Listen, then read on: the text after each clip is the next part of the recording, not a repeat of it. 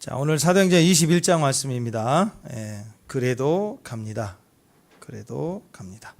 자, 사도행전 21장 12절로 14절까지 이 세 구절 우리 쭉 한 목소리로 한번 같이 한번 읽어보십시다.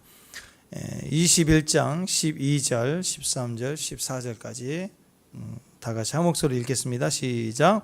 우리가 그 말을 듣고 그곳 사람들과 더불어 바울에게 예루살렘으로 올라가지 말라 권하니, 바울이 대답하되 여러분 어찌하여 울어 내 마음을 상하게 하느냐. 나는 주 예수의 이름을 위하여 결박당할 뿐 아니라 예루살렘에서 죽을 것도 각오하였노라 하니, 그가 권함을 받지 아니하므로 우리가 주의 뜻대로 이루어지이다 하고 그쳤노라. 아멘. 아멘. 축복합니다. 축복합니다. 의자가 두 개 뒤로 밀린 건데 되게 멀리 보이네. 눈이 침침해서 안 보이려고 그래. 그러나 하나님 더 가까이 계심을 믿습니다. 아멘. 예. 자, 사도행전 이제 21장 우리가 보고 있는데요. 사도행전 21장은 28장까지 완전히 새로운 주제로 들어갑니다. 바울의 결박 그리고 환난이 기다리고 있다. 이제 그렇게 시작을 하죠. 그러니까 이제는 21장부터는 사도행전 21장부터 끝까지는 사도 바울이 이제 죄수로서 사명을 감당하는 모습입니다. 그래서 전혀 개인적인 상황이 제한을 받고 갇혀 있고 매이는 그리고 어려운 그런 배경 속에서 사도행전 마무리까지 쭉 가는 그런 과정인데요. 그래서 하나님께서 오늘 묵상하는 오늘 본문 묵상 내용이지 않습니까? 21장 1절부터 오늘 16절까지 여기서 제일 기초예요. 기초. 건물을 세울 때 기초를 세우는 것처럼 오늘 본문 내용이 후반기 바울의 마무리 사역의 가장 기초인데, 그 마무리 사역을 위해서 뭔가 준비시켜주고 계시는 거예요. 기초를 세우는 과정입니다. 그게 뭐냐면 딱 하나예요. 믿음을 지금 준비시켜주고 계시는 것입니다.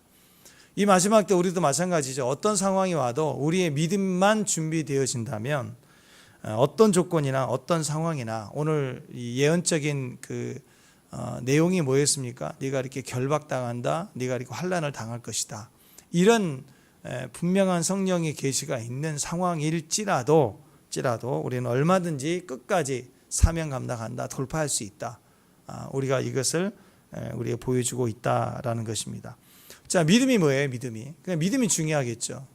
이 사명 마지막 때 예정된 것들을 우리가 능히 돌파하고 승리하기 위해서 지금 준비되어지는 이 과정에 제일 중요한 게 믿음인데, 그래서 오늘 우리가 성경하기 전에 이번 주일이 마지막인데 믿음을 가지고 와야 되는데, 어떤 어려움이 와도 믿음인데, 믿음이 뭐죠? 믿음이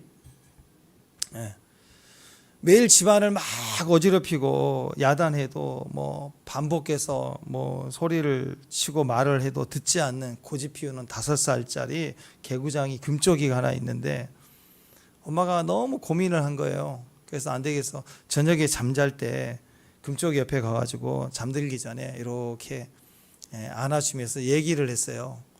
어떤 애가 있는데 그 애는 잠들기 전에 스스로 씻기도 하고 자기가 가지고 노는 장난감도 잘 정돈하고 그리고 나서 잠자리에 드는 착한 아이가 있어 하고, 그런 아이에 대해서 얘기를 계속 들려줬어요. 그랬더니 이 금쪽이가 한참 얘기를 듣다가 제일 마지막에 한마디를 하죠. 엄마, 근데 걔는 엄마가 없대? 그렇다는 이야기예요. 자, 아이들 교육 힘들죠. 금쪽이에게 이제 나이가 알아들을 나이가 되니까 적당한 가르침도 필요하고 교육이 분명히 필요한데, 이 이야기에서 아주 분명한 게 하나 있죠. 교육이 더 필요하다, 이런 것도 있겠지만 딱 한 가지, 금쪽이는 임재를 알고 있구나. 한참 듣다가 걔는 엄마 없대? 그 한마디에 축복합니다. 엄마에 대한 믿음만큼은 확실한 거예요. 그렇지 않겠어요? 교육을 떠나서 엄마에 대한 존재감, 엄마에 대한 믿음만큼은 아주 분명히 서 있는 거예요. 어쩌면 엄마가 하지 마, 그거 치워, 자기 전에 씻어야 돼, 이렇게 막 큰 소리를 쳐도 아무렇지 않았던 이유는, 눈치를 보지 않았던 이유는, 왜 여러분 상처를 받으면 제일 먼저 눈치를 보잖아요. 근데 아이가 눈치를 보지 않고 막 개구장이고 말 안 들었던 이유도 어떻게 보면 아주 견고하고 확실한 믿음이 있지 않겠어요? 엄마는 날 사랑한다, 그잖아요. 그러니까 교육은 두 번째예요. 교육은 성경 말씀을 얼마나 암송하고 잘 훈련되느냐는 두 번째인데, 우리 이 마지막 때까지 가는데 제일 중요한 건 믿음이에요. 믿음, 견고한 믿음. 우리에게 필요한 건 믿음이라는 거죠. 여러분, 믿음이 뭐예요? 이겁니다. 주님께서 지금 나와 함께 하신다, 이걸 극단적으로 믿는 거예요. 하나님의 임재를 아는 것, 그게 진짜 믿음인 거예요. 이 믿음만 준비되어 있다면 어디를 가라고 그래도 뭐 두렵지 않아, 이거 해라 그래도 두렵지 않아요. 어떤 결박과 환란이 있을 거다, 너 이렇게 묶일 거다, 그래도 주님이 나와 함께 하신다, 그게 내 안에 견고히 서 있다, 그러면 그냥 너 묶일 거야, 너 환란 당한다, 그래도 갑니다. 그래도 갑니다. 이게 된다는 것이에요. 사도 바울이 예루살렘에 반드시 가야만 합니다. 물론 주님께서 너 로마로 가야 한다, 로마에 가서도 복음을 증거해야 된다, 이 말씀이 있었기 때문입니다. 지금 예루살렘에 가는데 예루살렘 가면 너 이렇게 묶인다 이거예요. 그런데 주님은 무엇을 말씀했냐면, 네 예루살렘에서 너 죽지 않을 거야, 그 얘기를 하신 게 아니라 예루살렘을 얘기하는 게 아니라 로마를 얘기하고 있어요. 로마에 가야 된다. 예루살렘 뭐예요? 과정이죠, 과정. 아무것도 아닌 거예요. 지금 사도들은, 많은 예언자들은 가짜 예언자들 아닙니다. 오늘 본문에 나와 있는 예언자들은 가짜 예언자들 아니에요. 정말 예언적 기름 부음을 가진 사람들이. 그 예언이 아가보 같은 분은 이미 검증된 사람들. 근데 그 예언은 예루살렘에 집중되어 있고 예루살렘 가면 안 된다는 거예요. 이렇게 묶인대요. 근데 바울은 그거 하나도 들어와 있지 않아요. 하나님은 바울에게 그 말씀하시는 거예요. 로마에 가라. 로마에 가서도 복음을 증거해야 된다. 로마를 얘기하고 있는 거예요. 최종 목적을 얘기하고 있는 거예요. 이 과정은 아무것도 아니겠죠. 그죠? 어떤 환란이 와도 여기서 나는 끝나지 않는구나, 이걸 분명히 안다라는 거. 자, 21장인데 우리 15장에서 예루살렘 공회가 있었잖아요. 거기에서는 이방인들에게도 복음을 전해도 된다. 그리고 요긴한 거 외에는 너무 짐지우지 말라. 죽고 사는 문제 정말 신앙에 중요한 거 아니면 이거 율법에 또 율법으로 정해진 율례들 이런 것들 그렇게 짐지우지 말라 하고 결의를 했잖아요. 그리고 나서 바울이 1차, 2차, 3차 선교를 했습니다. 그리고 많은 열매를 했습니다. 여기까지예요. 여기까지가 1단계예요. 여기서 사도행전이 끝나는 거예요. 여기서 이것을 마무리해야 돼요. 이것을 보고해야 돼요. 이걸 어떻게 하나님이 이방 선교 사역에 대한 초기 사역이 공식적으로 마무리되는가, 어떻게 이런 결과를 줬는가, 1차, 2차, 3차에 걸친 선교의 전체적인 의미를 예루살렘 공회에 가서 보고하고 확인받고 종교를 지어야 되는 거예요. 마무리를 해야 되는 거예요. 자, 그래야 후기 사역입니다. 바울의 본격적인 후기 사역은 로마로 가는 거예요. 목적은 로마로 가서 복음을 증거해야 되는 후기 사역으로 넘어갈 수가 있는 거예요. 그래서 이 전반기 사역을 이제 마무리해야 되기 위해서 예루살렘에 반드시 가야만 하는 것입니다. 거기를 가야 그 다음에 거기를 찍고 예루살렘을 찍고 로마로 가는 거예요. 본격적인 자기 사역으로 들어갈 수가 있는 거예요. 그래서 지금 예루살렘에 가야 되는데, 거쳐가야 되는데 문제가 생겼습니다. 예루살렘에 엄청난 방해가 있대요. 20장부터 보면은 가장 신앙이 좋았던 사람들이죠. 성경에 지금 문제 있는 이상한 그런 신비주의자들 아닙니다. 바울 보고 3차례에 걸쳐서 가지 말라고 해요. 가지 말라고. 예언자들이 하나님 말씀했다고 가지 말래요. 그냥 개인적인, 그냥 고생하니까 가지 말라, 위험할 수도 있다 가지 말라 하는 염려가 아니라 성령이 감동을 받았어요. 예언을 통해서, 예언의 은사를 가진 사람들이 얘기를 하고 있는 내용입니다. 제일 먼저 20장에서 바울은 에베소 장로들과 밀레도에서 만났을 때, 그리고 그들이 헤어질 때 그들에게 얘기를 했어요. 이 결박과 환란이 자기에게 있을 거라고 바울 스스로가 증언을 했어요.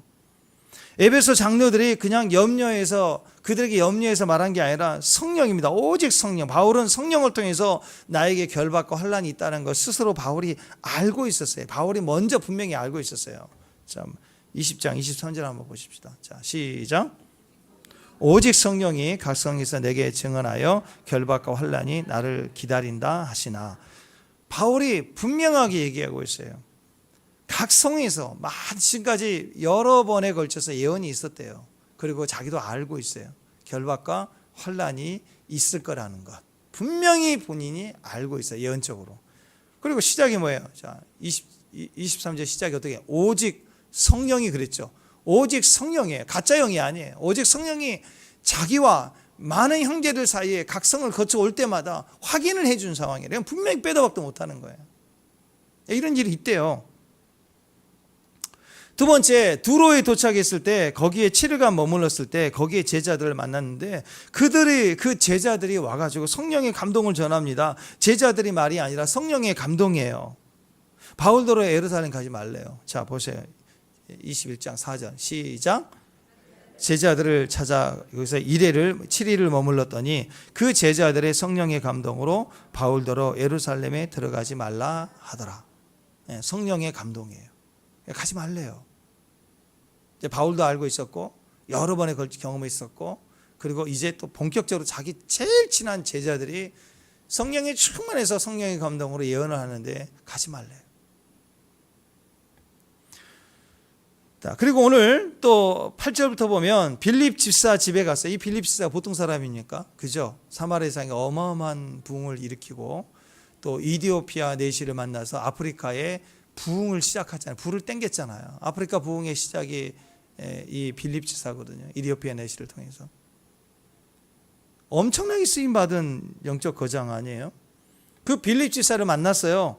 근데 빌립 집사 집에 갔더니 거기에 그 딸들을 예언하는 딸들이에요. 이게 성경에는 안 나와 있지만 전성에 의하면 이 딸들이 엄청난 초대교회 때 영향을 발휘했던 예언자들입니다. 보통 성경에는 남자들 위주로 쓰지 여자들 쓰지 않잖아요. 근데 예언하는 자들이에요. 신실한 자들이에요. 빌립 집사는 딸들을 잘 영적으로 훈련을 잘 시켰던 것 같아요. 근데 그 딸들이 예언했다고 나오지 않지만 마찬가지예요. 그 예언을 했었겠죠. 그리고 거기 핵심적인 건 그 집에 선지자가 와 있어요. 아가보라는 선지자가 와 있었어요. 근데 이 사람은 어떤 사람이냐? 그 당시에 예언이 확인된 사람이에요. 공식적으로. 15년 전에 기근이 있을 거라고 막 예언하면 진짜로 일어나고 이런 검증이 된 선지자급의 사람이란 말이에요. 근데 그분이 거기서 바울을 만났어요. 그리고 예언적인 액션을 취해요. 퍼포먼스를 하면서 간절히 하나님의 뜻을 전하는 내용이 뭐냐? 8절 9절 10절 앞을 보고 시작. 이튿날 떠나 가이사라로 이르러 7 집사 중 하나인 전도자 빌립의 집에 들어가 머무르니라. 그에게 딸 넷이 있으니 처녀로 예언하는 자라. 10절 시작. 여러 날 머물렀더니 아가보라는 한 선지자가 유대로부터 내려와 시작. 우리에게 와서 바울의 띠를 가져다가 자기 수적을 잡아매고 말하기를 성령이 말씀하시되 예루살렘에서 유대인들이 이같이 이 띠를 임자를 결박하여 이방인의 손에 넘겨주리라 하거늘. 자, 여러 번에 걸쳐서 바울에게 가지 말라고 얘기해요. 그리고 이 예언은 틀린 적이 다 맞았어요. 다 맞았어. 결박해서 결국 로마인에게 팔리게 묶여 가지 않습니까? 넘겨줬어요. 똑같아요. 3차례에 걸쳐서 이보다 더한 부분이 있었겠죠. 고난이 있을 거라는 예언입니다. 바울도 알고 있었어요. 모르는 것을 들은 게 아니라 알고 있는 예언을 확인받은 거예요. 자, 이 3차례 다 성령의 충만함으로 예언된 거예요. 성령의 감동으로 예언된 거예요. 사사로 예언한 게 아닙니다. 인간적인 위로가 아닙니다. 근데 우리가 여기서 좀 정확히 볼 필요가 있습니다. 성령께서 동일하게 반복해서 말씀해 주시는 것은 뭐냐면 고난이 있다. 너 잡힐 거라는 거예요. 그죠? 성령이 알려주시는 것은 예루살렘에 가면 잡힐 거다. 고난이 있다. 결박이 있다. 로마인에게 너 넘겨 당할 것이다. 그런데 문제는 해석이 달랐어요. 해석은 가지 말라라고 해석을 했어요. 이 모든 예언자들은 가지 말라라고 해석을 했어요. 근데 바울도 그 사실을 알아서 잡힐 걸, 결박당할 걸, 환난을 당할 걸 다 알았어요. 근데 바울만 해석이 달랐어요. 그래도 갑니다. 그죠? 여러분 그럴 수 있지 않겠어요? 어떤 분이 있어 기도하는데 환상이 열렸는데 막 묶여서 이렇게 가는 게 보이면 큰일 난다, 너 가지 마, 큰일 난다, 이럴 수 있잖아요. 그래서 여러분 이거 알으셔야 돼요. 뭘 보고 듣는 그 내용이 중요한 게 아닙니다. 기름 부음의 차이예요. 영적 권위의 차이입니다. 주님을 알되 그냥 보고 하는 게 아니라 경험해서 알아야 돼요. 깊이. 그걸 보여주실 때 주님의 마음을 들어야 돼요. 그것이 우리의 예언적인 음성이죠. 본대로 말하되 해석을 내가 해버리면 결과가 달라질 수 있습니다. 안 그래요? 네. 아니 신혼부부가 막 둘이 꿍깍꿍깍 너무너무 사랑해 자기 막 그러고 있는데 갑자기 남편이 동창회 가겠다 오늘 저녁에 같이 밥 먹기로 해놓고 그래서 조심스럽게 물어보죠. 여보 나 갔다 와도 돼? 말을 안 해요. 나랑 약속했는데 또 나 갔다 와도 돼? 가고 싶으니까. 그러다가 아내가 얘기하죠. 갔다 와. 그럴 때 갔다 와라고 했다가 좋아가지고 막 옷장 문 열고 옷 입고 막 친구 만나려고 막 기뻐갖고 나가면 돼요, 안 돼요? 그 갔다 와 할 때 그 뉘앙스를 들어야 되는 뉘앙스를. 그게 갔다 와도 된다는 소리가 아닌지 진짜 갔다 와라는 소리인지를 잘 이게 분별을 해야 돼요. 안 그래요? 네. 축복합니다. 자, 사람의 인생이 달라지는 것은 하나님이 알려주시고 알려주지 않으시고가 중요한 게 아니라 해석을 잘하고 못하고입니다. 이게 신앙은 그래서 해석입니다. 해석에 따라서 신앙이 달라지고 인생이 달라지기도 해요. 고난과 시험이 없어야 아름다운 인생인 게 아니라 고난과 시험이 왔어도 그것을 어떻게 해석하느냐, 바르게 해석하느냐, 그러면 그 인생의 스토리가 그때부터 아름다워지기 시작하는 거예요. 억울할 때, 힘들 때, 애매할 때, 답답할 때 그거 다 알죠. 본인도 알고 환경도 알고 다 알 때. 그러나 해석을 해야 돼요. 신앙이 우리를 해석해주면 그때부터 그 어려움 속에서 열매가 맺혀지는 거예요. 고난도 해석입니다. 환상도 꿈도 봤다는 게 아니라 해석이에요. 신앙의 전부가 전부 해석이에요. 해석을 해야 바르게 순종이 되는 거예요. 해석이 잘못하면 불순종이 되어버릴 수도 있는 거예요.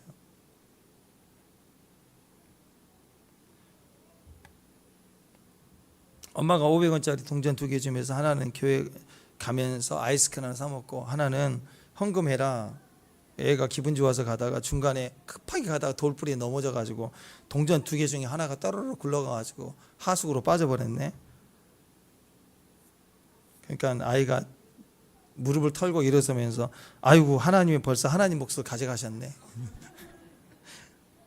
나는 아이스크림 하나만 사 먹으면 되겠네. 해석이 이런 식이면 안 되죠.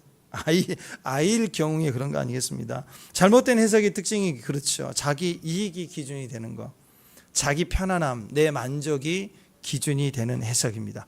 고난이 오거나 손해가 될 것 같으면 이건 하나님 뜻이 아니야. 사업이 잘 되면 이거 하나님 뜻이야. 좀 어려워지면 이거 하나님 뜻이 아니야. 이렇게 생각하는 거예요. 금식이 좀 쉬울 때가 있잖아요. 한 끼 먹은 것처럼 쑥 지나갈 때가 있습니다. 그렇죠? 하나님 뜻인가 봐. 근데 어떤 분은 금식 시작할 때부터 힘들어요. 막 쓴물 올라오고 막 토하고 막 소화불량에 한 끼 했는데 3일 마친 것처럼 힘들어. 한 끼 안 했는데 막 식은땀 나고 막 너무 힘든 거예요. 그럴 때가 있잖아요. 그럴 때 이게 하나님 뜻이 아닌가 하고는 그냥 밥 먹어버려요. 다음에 하겠다고. 분명히 내가 하나님 뜻 잘못 내가 들은 것 같아. 밥 먹어버린다고. 좀 쉬었다가 다시 하겠다고. 이런 식이면 하나님 뜻이 해석이 잘 안 되는 거겠죠. 항상 보면 진짜 하나님의 뜻이 우리 안에 들려져 오면 내 안에 내 뜻과 충돌합니다. 충돌해요. 진짜 하나님의 뜻이 들려지면 제일 먼저 부딪히기 시작해요. 내 뜻, 자라고 그러죠. 내 뜻은요, 항상 고난 회피를 추구합니다. 어려움을 부인하려고 해요. 그리고 자기 만족을 추구합니다. 그러니까 항상 결과는 점점 망함이겠죠. 성령의 감동이 결박과 고난이 있다고 할 때 대부분은 해석을 고난 회피로 해버려요. 그런데 사도 바울은 회피가 아니었죠. 고난이 있다 그러니까 피하자가 아니라 고난이 있다 그랬더니 각오하자, 그리고 준비하자, 그리고 그래도 가자, 이렇게 해석을 했다는 거예요. 상황이 힘들 때 보면 내 뜻은 항상 보면 즉각적으로 순종하지 않습니다. 무슨 말을 하냐면 기도해보고요, 그래. 예전에 그랬거든요. 친한 권사님 중에 친구 권사님 아들이 신학교 간다 그러면 아멘, 주님은 살아계십니다. 자기 아들 신학교 간다 그러면 기도해보자, 그것도 중요하지만 기도해보자 이러고.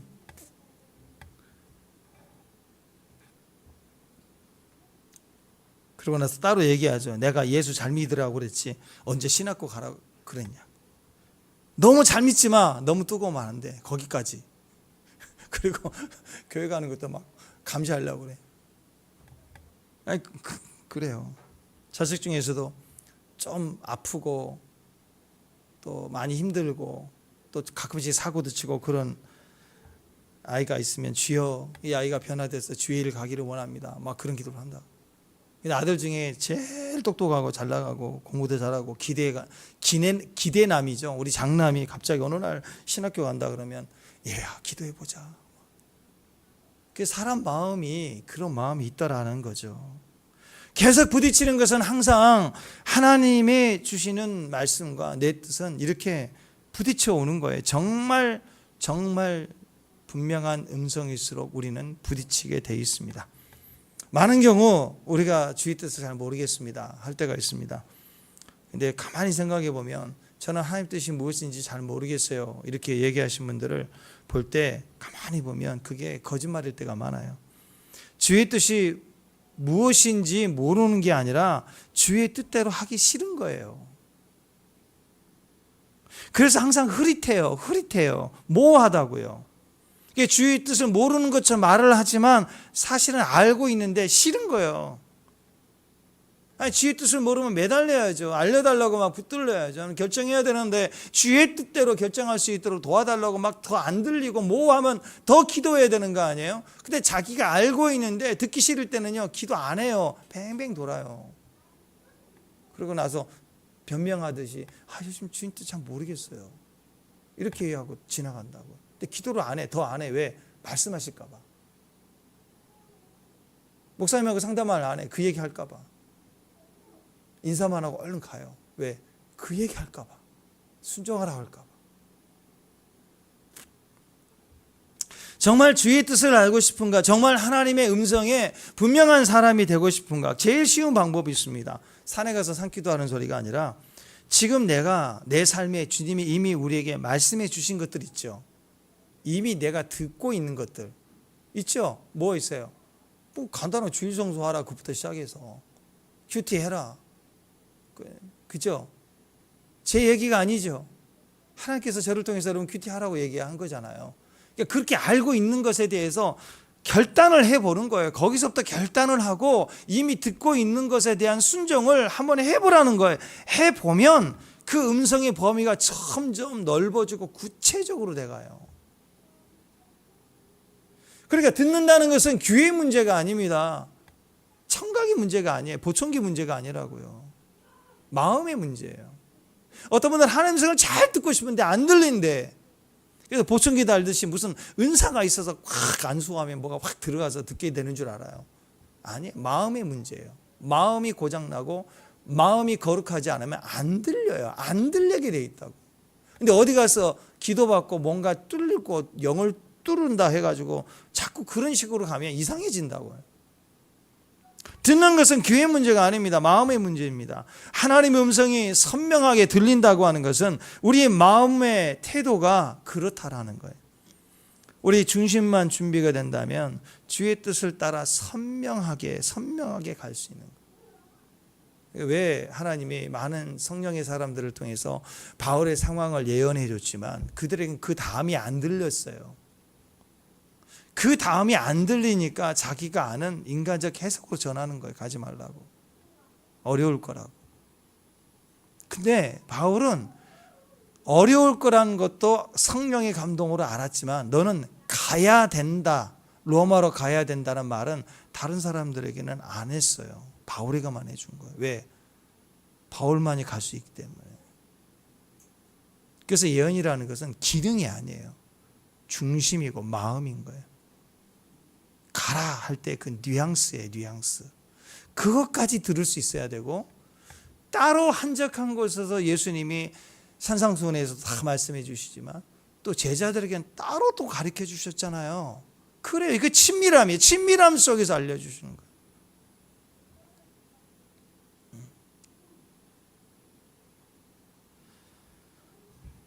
자, 여러분, 우리 마음 가운데 순종하고 싶은 마음이 있다면 그만큼 하나님은 우리 가운데 음성이 되실 거예요.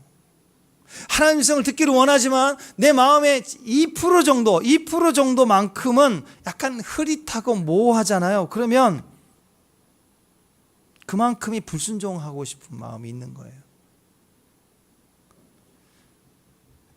내가 하나님 말씀에 순종하고 싶은 마음이 한 30% 정도라면 그만큼만 들려요. 나머지 70%는 애매모호해요. 안 들려요. 헷갈립니다. 그리고 나서 잘 모르겠다고 얘기해. 그러면 70%를 듣게 하는 강력한 파워가 필요한 게 아니라 내 안에 30%란 영역 안에서 이미 듣고 있는 말씀에 대한 순종을 확인해 봐야 되는 거예요. 그래서 자꾸 이리 꼬고 저리 꼬고 막 아닌 척하고 변명하고 합리화하면서 자꾸 안 들으려고 뱅뱅 도는 거예요. 그래서 신앙은 관계입니다. 하나님과 우리의 신앙 예배적 관계는 다 전부가 관계입니다. 순종하고 싶은 마음, 그게 온전해질수록 사람은 하나님과 관계가 깊어집니다. 듣고자 하는 마음. 여러분, 훌륭한 종의 모습은 듣는 자 아니에요? 그죠? 여러분이 주인일 때 충성되는 종은 어떤 종일까요? 재능, 지능, 머리가 팍팍 스마트하게 돌아가고 하나 알면 10가지를 해내고 그런 종이 아니라 듣는 종이에요. 하라고 하면 하고 멈추라고 멈출 수 있는 거. 왜? 나머지는 주인이 알아서 다 하거든. 근데 주인의 머리까지 알아서 지가 다 하려고 해먹으려고 하면 오히려 위험해요. 오히려 제한한다고. 가장 충성된 종은 순종하고 싶은 마음이 있는 거예요. 듣는 자예요.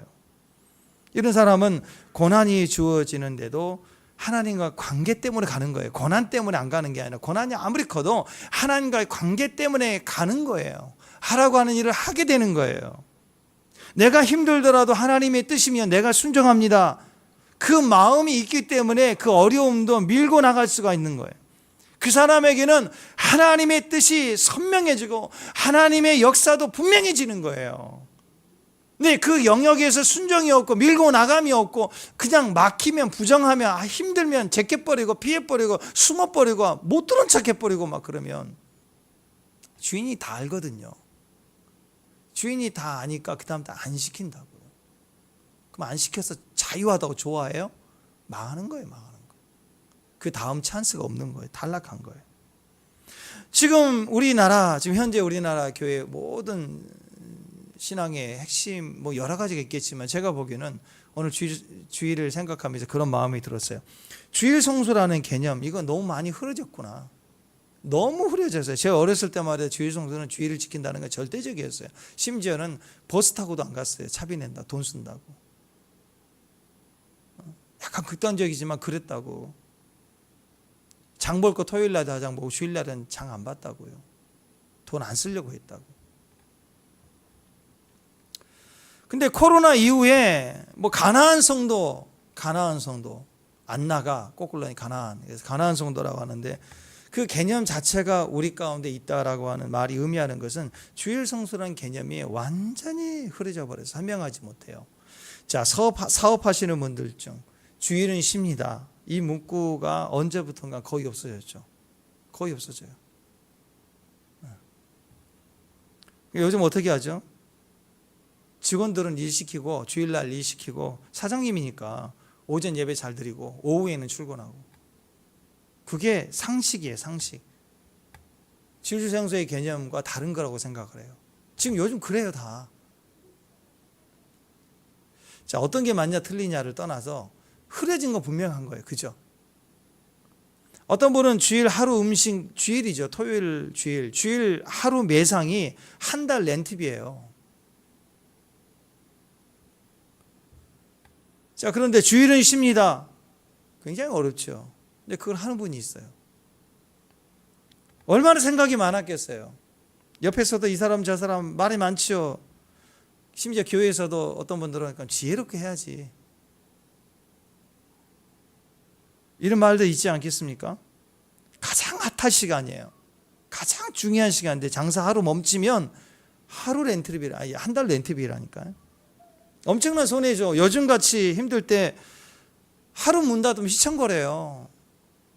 뭐 잘 나가는 음식점도 뭐 몇 달, 서너 달 지나서 가보면 그렇게 잘 됐는데 줄 서서 먹었는데 없어져 버리는 집도 많아요, 지금.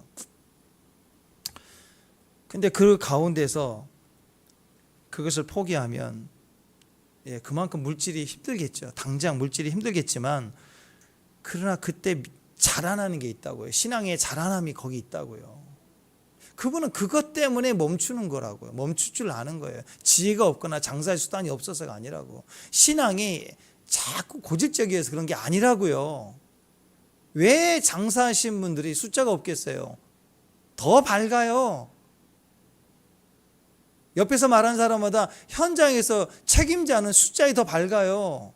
근데 왜 주일은 쉽니다가 이게 되는가? 이익을 포기하는 자리가 되는가? 거기는 믿음이 있고 하나님의 터치가 있고 하나님의 알아주심이 있고 그리고 하나님의 역사하심이 다르다는 거예요. 그걸 이미 경험했기 때문에 나중에 계산해 보면 당장 손해인데 나중에 그게 남는 거예요. 그 경험이 있으니까 그렇게 하는 거라고요. 최근 뉴스 보니까 어젠가 그제 보니까 미국 한인 이민 1세대 고령화가 돼가지고 이 다음 세대 현재 지금 아이들 세대 다음 세대와 맞질 않아가지고 이민교회가 막 위기래요. 그러니까 이민 1세대, 2세대 그리고 그 아들들 지금 아이 손자 이 아이들이 청년들이잖아요. 이 아이들 중에 헌신된 자들이 안 맞는 거예요. 고령화 돼가지고 나이 드신 분들은 다 남아 있고 그래서 지금 이민교회가 굉장히 어렵대요. 그러니까 어떻게 진단하느냐? 다음 세대들을 세워가는 고령화 한인 지도자들의 역할이 부족하고 변하지 못해서 점점 어렵다, 위기다라고 얘기를 하더라고요. 제가 생각하기에 접근이 잘못됐어요. 이건 전 세계적인 추세예요. 우리나라도 지금 동일하게 교회가 약해졌잖아요. 다음 세대를 안 세우고 다음 세대를 위한 전략이 없어서가 아니에요. 모든 기본적인 교회가 어려워요. 미국 교회나 한국 교회나 지도자, 교회 지도자 역할이 바뀌어야 되는 건 맞는데 다음 세대를 품어주라고 말은 하는데 말은 쉽죠. 근데 그렇게 하면 이전에 지금 현재 교회가 어렵고 힘든데 그렇게 바뀌면 막 다음 세대를 위한 지도자를 막 세워놓고 막 그렇게 전진해 가면 자 생각해 봅시다. 갑자기 이전 시대 청년들이 막 교회로 들어오고 지금 청년들이 돌아오고 여러분 자녀들이 막 신앙이 막 불붙고 막 그럴까요? 아니라고 생각해요 저는.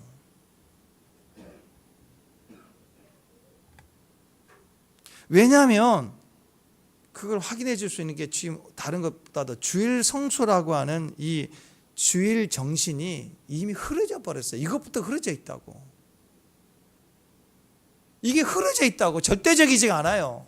자, 여러분 미국으로 이민 간 이민 1세대를 보면 무지하게 고생했어요. 나 그분들 그 간증한 걸 들어봤는데 그분들이 직업을 가질 때 제일 많이 했던 게 세탁소거든요. 뭐 한번 들어보셨죠? 이민 가신 우리 선배들은 다 세탁소 했다고. 여러분 세탁소가 우리와 달라요. 엄청 힘들어요. 새벽 3시 정도에 일어나야 돼요. 보통 18시간이래요. 집이 있어도 못 가요. 두 부부가 한국에서 배울 만큼 배운 사람들이 가잖아요. 이민을 처음에 갔잖아요. 바느질 하고 이게 완전히 다 부르터가지고 18시간을 내라고 겨우 자고 이렇게 살아온 거예요. 영어도 잘 안 되는데. 그리고 세탁 공장이 있어가지고 매일 갖다 주고 가지고 와야 되고, 그리고 현찰이잖아. 현찰을 가지고 움직여야 되고, 총기 위협이 있고, 이것 때문에 늘 위험해요. 그래서 그 당시 우리 그 이민 1세대 어르신들이 이민 가가지고 한국 한번 오기가 어려워요. 왜냐하면 이 루트에서 누가 일을 대신해 줄 수 있어요? 없어요. 그래서 한번 한국 왔다 그러면 몇 년, 뭐 10몇 년 만에 마음 먹고 오는 거예요. 세탁소 일이 보통 힘든 게 아니라고. 근데 왜 유독 한국 한인들이 1세대 이민자들이 세탁소를 많이 했느냐? 이거예요, 이거. 유일하게 주일 성수할 수 있는 직업이었어요. 그분들은 그렇게 선택했다고. 이민자들에게 주일을 쉴 수 있는 직업이 세탁소가 유일했기 때문에 그걸 하면서 버티는 거예요. 허리가 휘어져도 세탁소를 하는 거예요. 손가락 다 부러터도. 믿음 아니면 우린 죽는다. 불과 한 20년 전까지만 해도요, 교회의 위치는 굉장히, 한국 사람들 모이기만 하면 교회가 접어졌어요. 20년 전에 필리핀만 해도 제가 가서 보니까 그 당시 인터넷 이게 안 될 때 그 지방의 한인교회, 주일마다 한인교회에 사람들이, 한국 사람 다 몰렸어요. 왜냐하면 거기서 신라면이라도 팔거든요. 한국 한인교회로 2시 되면 이렇게 조그만 그 차가, 푸드차가 와요. 한인 푸드차가 마닐라에서 와가지고. 그러면 믿지 않는 사람도 거기서 물건 살려면 교회로 와야 돼. 그래서 한국 떡국이라도 먹으려면 와야 되고, 믿지 않는, 그 당시 IMF 터지고 막 그 경제사범 뭐 도망간 사람도 다 죄다 필리핀 와가지고 다 거기 와서, 거기는 룰이 있었어요. 그 당시 묻지 마요. 집사님 어디서 뭐 했어요? 여기 뭐 하세요? 서로 안 물어요. 서로 묻지도 않고, 물어서도 안 되는 거예요. 서로 골치 아프니까. 그냥 도망온 사람들은 그냥 다, 그리고 쪽지 신문 요거 하나 가지고 한국 소식 듣고 그럴 때 전화 함부로 못하고 막 이럴 때예요. 그 무전기 핸드폰 있잖아요. 그거 하나 빌려서 통화하고 막 이럴 때라고. 그때만 해도 필리핀만이 아니라 선교사님이 계시는 이 전 세계 한인교회만큼 모든 정보와 은혜와 도움이 여기 다 있었다고. 교회는 묻지 않고 도와주니까, 목사님들이 막 띄워주니까. 교회의 영향력이 컸습니다. 그들이 정착해 가면서 그 자녀들, 다음 세대를 세워나갈 때 미친 듯이 했던 건 주일 성수 하나밖에 없어서 성경 공부할 시간이 없다고. 이민교회 했던 목사님들요, 90% 사역이 한국 사람 누구 오면 그 직업 알아봐주고, 그 서류 꾸며주고, 관공서 가지고, 이게 목회였어요. 다 토요일, 수요일, 금요일 모일 수가 없어요. 성도들이 하루에 18시간씩 일하는데 뭘 모여요? 주일 딱 하루, 주일 한 번 모이는 거예요. 얼마나 감격이겠어요. 거기서 그들의 인생이 세워졌다고. 그 자녀들의 꿈을 키웠다고. 그 아이들이 지금 다 잘 됐다요. 지금 이민 1세대 아이들, 2세들이 얼마나 잘 됐어요. 우리나라 연예계도 막 다 뒤집어 놓고, 그 다음 세대까지. 근데 지금의 문제예요. 그 자녀들 세대, 그리고 이제 이민 간 세대들, 신앙이 없어요. 교회는 다녀도 주일 정신이 없어요. 그리고 한국계 그냥 미국인이에요. 그냥 말하는 거나 생각하는 게 그냥 미국 사람이에요. 미국 사람. 우리하고 대화가 달라요. 대화가 안 돼요. 요즘 MZ세대도 부모하고 대화가 안 되는데 완전히 안 돼요. 신앙 없어요. 완전히. 다음 세대를 향해서 고령화된 이 기성세대 지도자들이 변해야 되는 게 아니라 이미 흐려져 버렸어요. 주일도 흐려져 버렸는데, 거기 다 멀어졌는데 그게 되겠냐고요. 우리나라도 마찬가지고요. 주일 성수 안 하면, 어떤 사정 때문에 안 하면 뭐 그래도 되는 거 아닌가? 아니라고요. 거기에는 보이지 않는 어떤 문제가 시작된 거예요. 하나님의 관계가 깊어지지 못할 뿐더러 그런 식으로 자꾸 가면, 흐려진 만큼 뺏기는 거라고요. 내 이익과 하나님 이익이 계속 얼머부러진다고. 무슨 김치도 아니고. 그래서 그 사람은 절대 자기 미래가 되지 못해요. 뺏기는 것들은. 점점 하나님의 뜻이 흐려지기 시작하면 그 다음부터는요, 마음에서 드라이해져요. 하나님 음성이 들리지 않아요. 설교를 들어도 감동이 안 와요. 그럼 지금 그게 네가 망해져 가고 있다는 뜻이거든요. 그게 제일 먼저는 이상하게 내 마음에 갈망함, 신앙적 갈망함이 없다니까요. 그리고 감사가 사라져요. 그리고 감동이 없어요. 그 다음에 눈물이 어느 순간 내가 신앙적으로 울어본 적이 없는 거예요. 그 다음엔 임재가 안 느껴져요. 심각한 거죠. 그 다음부터는 꼬여요. 뭔가 꼬여요. 꼬이는 일들이 일어나요. 다시요, 내 이익과 하나님의 뜻을 대충 이렇게 얽어버리기 시작하면요, 절대로 우리 미래 없습니다. 하나님의 뜻이 안 보이기 시작할 거예요. 안 들리기 시작할 거예요. 인생이 망하기 시작할 거예요. 무너지기 시작할 거예요. 무서운 얘기 아닌가요, 여러분? 네. 여러분, 우리가 먼저 이렇게 신앙이 선명해야 됩니다. 내가 이미 알고 있는 것에 분명해지고 선명해지면 그 다음은 주님이 더 열어주시는 거예요. 내 신앙이 선명하지 못하는데 어떻게 삶이 선명할 수 있겠습니까? 불가능합니다. 늘 입에 달고 사는 말이 난 주의 뜻이 뭐든지 모르겠다.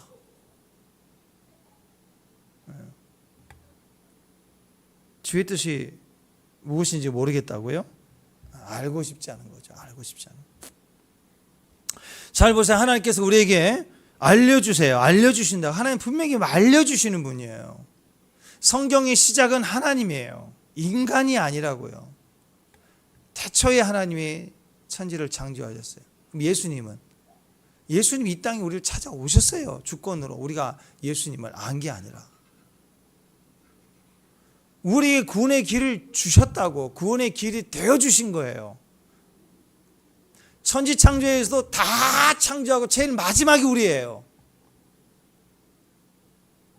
그러니까 우리에 필요한 건 믿는 거예요. 받아들이는 거라. 자, 하나님은 우리에게 분명히 말씀해 주세요. 여러분 잘 안 들린다, 잘 모르겠다 싶을 때는 그래서 기도해야 돼요. 기도하면 하나님은 반드시 알려주세요. 반드시 알려주신다. 근데 우리는 그때 피하는 쪽으로 갑니다. 뭔가 불편해지면 피하는 쪽으로 가요. 안 들으려고 해요. 그러면 하나님은 속이 터져요. 오늘 바울에게 고난이 있다 3번이나 걸쳐서 공식적으로 여러 번에 걸쳐서 말씀해 주셨지만 그게 고난이 있다, 결박당한다, 너 환난이 있다, 잡힌다. 그런 바울같이 그러면 바울같이 네 하나님 알겠습니다. 준비하겠습니다. 각오하겠습니다. 그래도 갑니다. 이렇게 가야 되는 거 아니에요?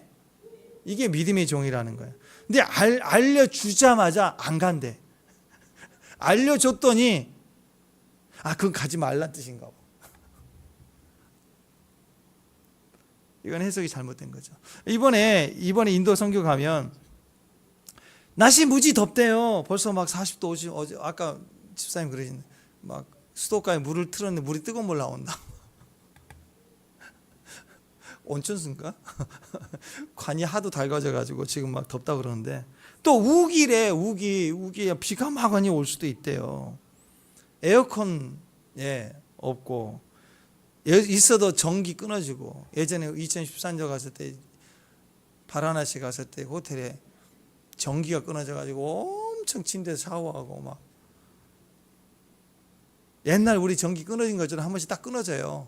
그럼 한전 전화 오면 되겠죠. 전화도 안 받아요. 그 가끔 있는 일인데 왜 그러니? 뭐 그냥 그렇게 가야지 어떻게 해요.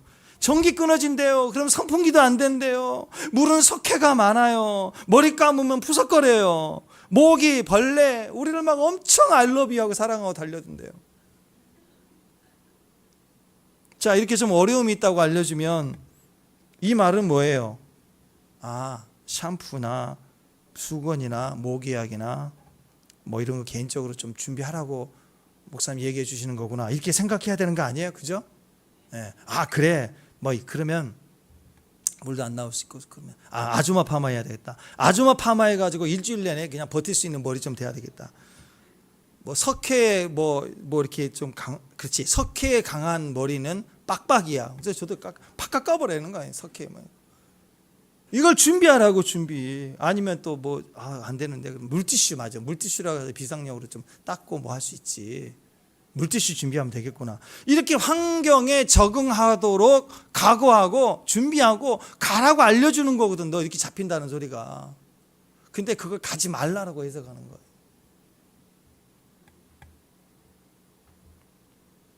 근데 어떤 분들은 이번 선교에 어려움이 있다 그러면 막 절대 가서는 안 된다. 가서는 안 된다. 가지 말아야 된다. 우기 때 비가 올 거 그렇잖아. 그제 그랬죠. 우기 때 비가 온다고 비가 좀 올 것 같다고 그 얘기를 했더니 우리 남 목사님 사라졌어요. 어디 갔나 했더니 우이 산다고 막 그리고 색깔 이양 살 거 좀 이쁜 거 살려고 그러는데 전부 검은색밖에 없다고. 어디 가셨냐니 우이 사러 간 거예요. 지금 그 쿠팡에서 시키면 더 빠른데 그랬는데 아니 무슨 말만 하면 막 움직여요. 왜? 그게 육적 반응이 아니고 영적 반응이에요. 말이 떨어지면 믿음으로 뛰는 거. 예. 하나님도 마찬가지예요. 하나님은 우리 중심만 준비되면 계속 말씀해 주시고 계속 역사해 줘요. 하나님 말씀해 주실 때 그걸 순종으로 가야 되는데 말씀해 주신 것마다 안 간대. 피하고 싶대. 그러면 그 다음을 알려주지 않죠. 무슨 말만 하면 기도해 보고요. 뭐 이런 반응이면 그 다음부터는 안 들려집니다. 기도해 보고요. 저는 이 말을 수도 없이 들었는데 한 번도 아멘이 된 적이 없어요. 무슨 기도해 보고가 있어요. 기도해 봤으니까 얘기를 한 건데. 그렇잖아요. 기도해 보고 확신을 가지고 얘기를 한 거지. 그러면 아멘이 와야 되는데 기도해 보고요. 그러면 넌 땡이다. 속으로 그런데 안 시켜요. 그 다음부터는. 주님은 더 그러시지 않겠어요? 그 다음부터는 안 들린다고요. 부탁도 안 해요. 말씀도 안 드려요. 하나님 관계가 깊어질 수가 없어요. 그러면 그러니까 더 이상 하나님으로부터 들려져 오는 게 없으면 그 다음부터는 어떻게 해요? 이제는 그 다음부터는 내가 내 생각의 판단대로 살게 돼 있어요. 그러면 신앙이 이성적이고 분명한데 영적으로는 메말라가는 결정이라고. 그잖아요. 성가대 찬양하고 뭐하고 하면 그 은혜와 준비된 중심, 기도의 모습들이 보여지고 거기에 감동과 은혜가 같이 가야 되는데 그게 하나도 들려지지 않고 보여지지 않으니 뭐가 보여? 또 틀렸다. L도 틀렸다. 저 화음 잘못 넣네. 그런 것만 보이는 거예요. 맨날. 신앙이 메말라 간다고요. 그러니까 더 내가 들리지 않게 되는 거 아니겠습니까? 그러니까 지금도 우리가 훈련해야 됩니다. 뭘 훈련해야 될까요? 하나님이 알려주신 것. 그것은 피하라는 뜻이 아니라 준비하라라는 뜻이다. 그래서 각오해야 돼요. 준비하면 되는 거예요. 요한계시록에 보면 우리에게 아주 분명한 마지막 때 이야기들이 나와 있죠. 무시무시한 적그리스도의 출현. 그렇죠? 대환란이 있잖아요. 그럼 어디다 피할 거예요? 그 얘기를 해주는 이유는 뭐예요? 그리스도가 중심에 있으면 된다. 주님이 오시면 이긴다. 너의 이름은 이기는 자다. 그걸 준비해주고 계시는 거잖아요. 준비하면 다 통과하는 문제예요. 아무것도 아닌 거예요. 근데 그게 싫은 거예요. 그러니까 사람들의 휴거를 잘못 해석해갖고 예수님 오시기 전에 휴거를 확 당해서 올라가 버려야 돼. 그래야지 이 환난 안 당해야 된다. 자꾸 피하고 싶은 거예요. 피하고 싶은 거.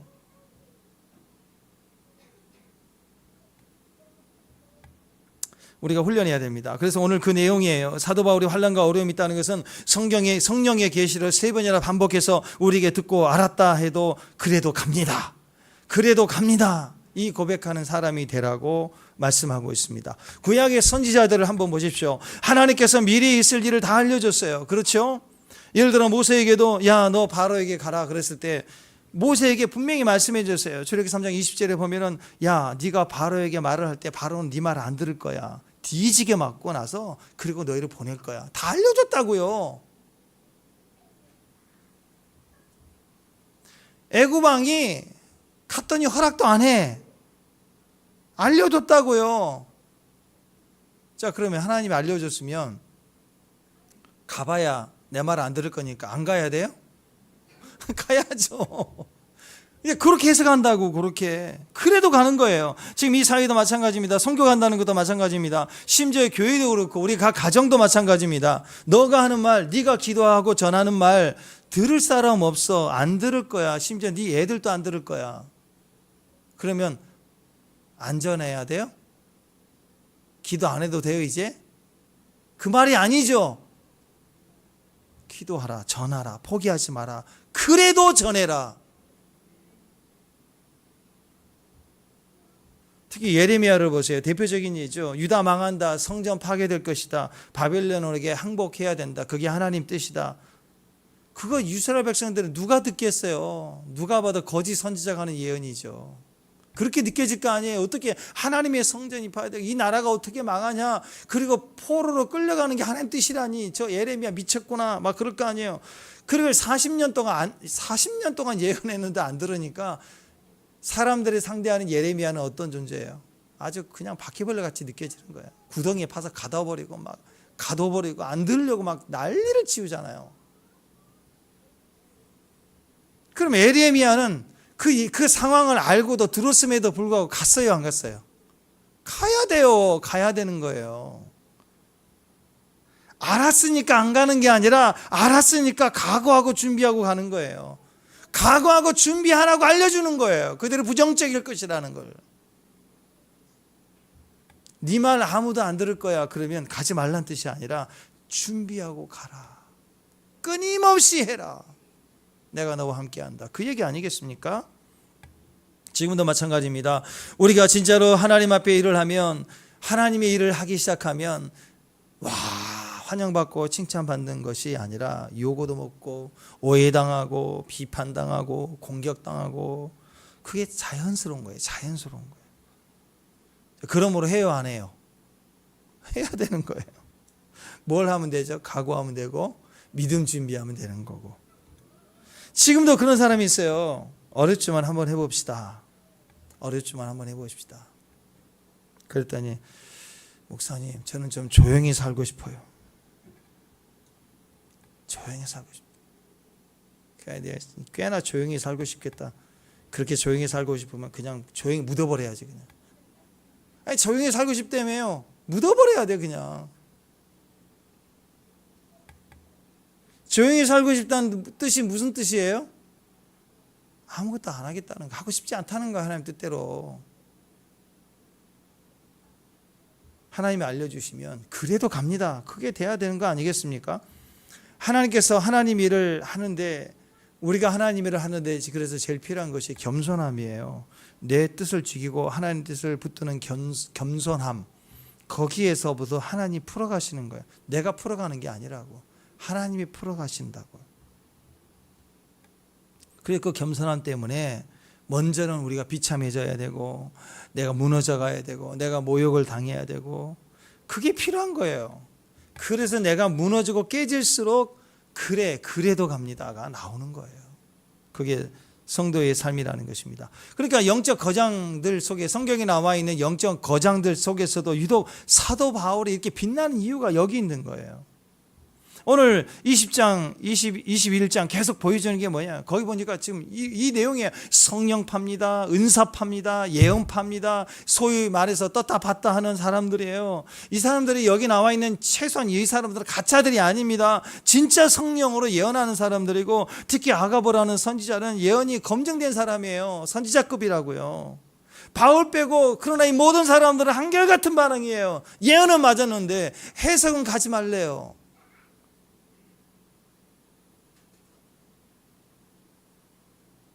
하나님이 그 얘기하는 거예요. 하나님께서 성령으로 은혜를 주시고 성령으로 깨닫게 하고 성령으로 뭔가를 보여주기만 하면 사람들은 자꾸 끝은 자기 해석으로 가려고. 끝까지 들어야죠. 끝까지 주님의 마음까지 들어야죠. 성령이 놀라운 은혜로 보여주었더니 맨날 미래는 알아맞힌다고 그러고, 미래는 알아맞혔잖아요. 주님의 마음은 실패했지만. 이건 마지막 때를 이기는 영성이 될 수가 없어요. 마지막 때의 영성, 로마까지 가는 음성을 들을 수 있어야 됩니다. 그것은 계시로 하나님이 알려주지 않았기 때문에 몰랐다. 그렇죠. 기능적으로는 그래요. 이분들은 로마까지 가라는 말씀 안 들려줬기 때문에 모르는 거예요. 그럼 왜 알려주지 않았을까요?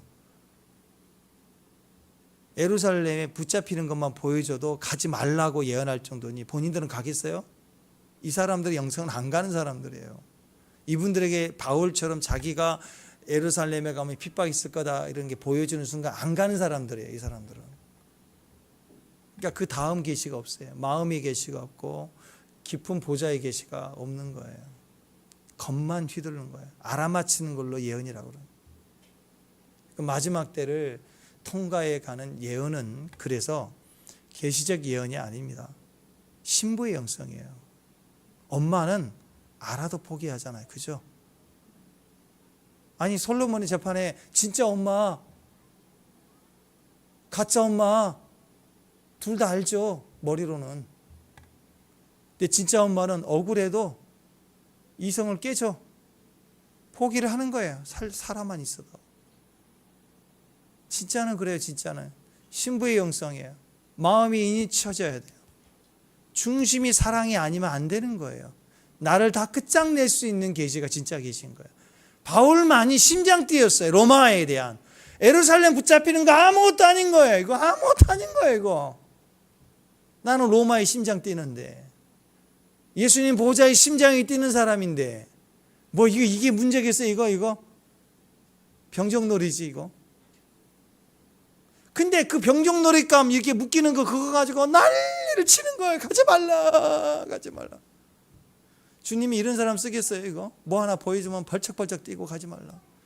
뭘 보여줬다고 생각해요.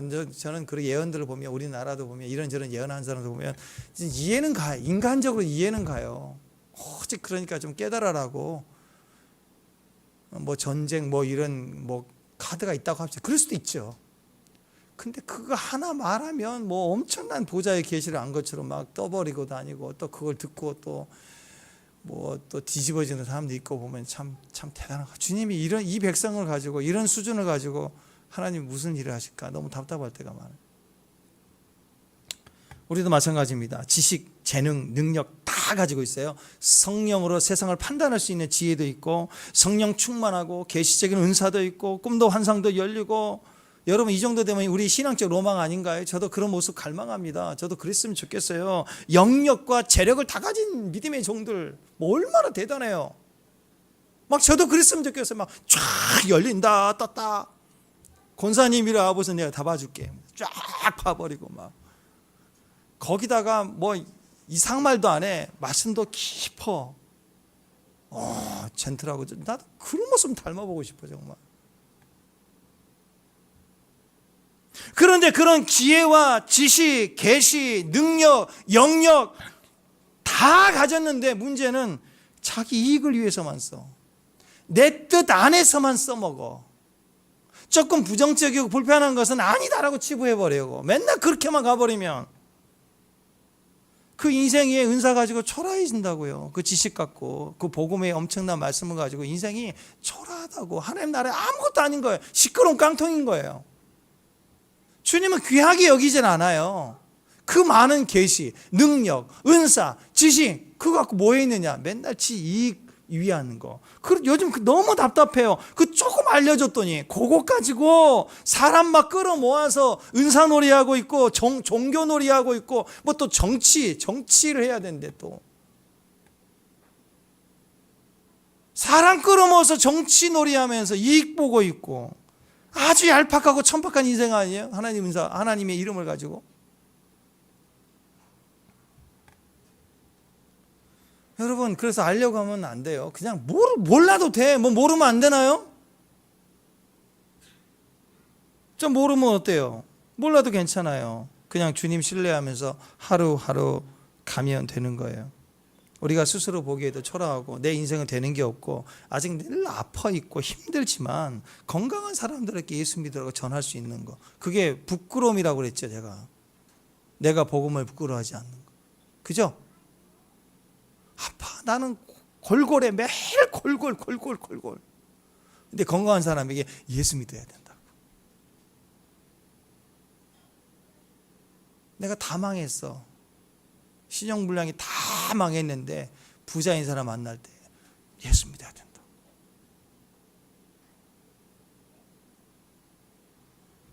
바울이 그랬죠. 로마서 1장 16절 한번 읽어봅시다. 시작.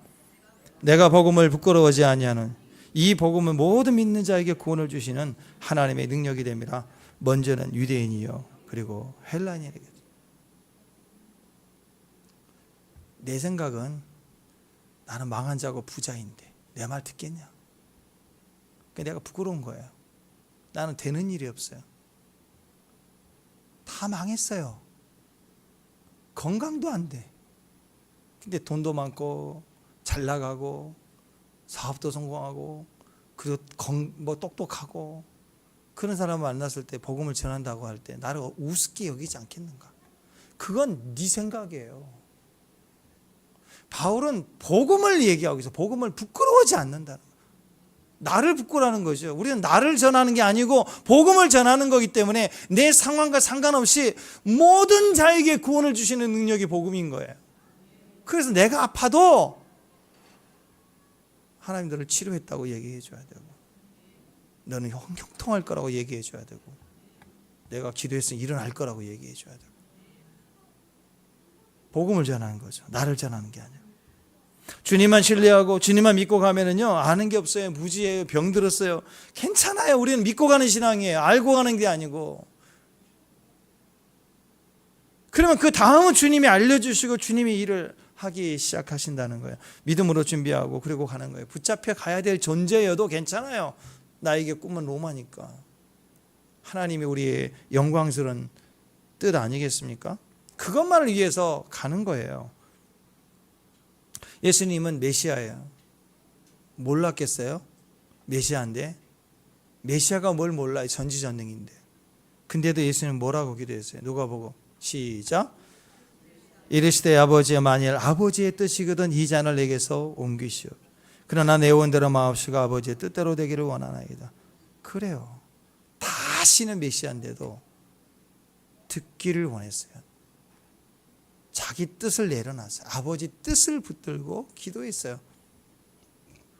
이런 모습이 전체는 아는 자의 모습이죠.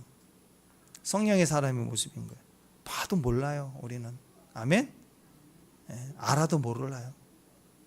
다만 믿는 사람들이 믿습니다 하고 주님을 믿고 가는 거예요.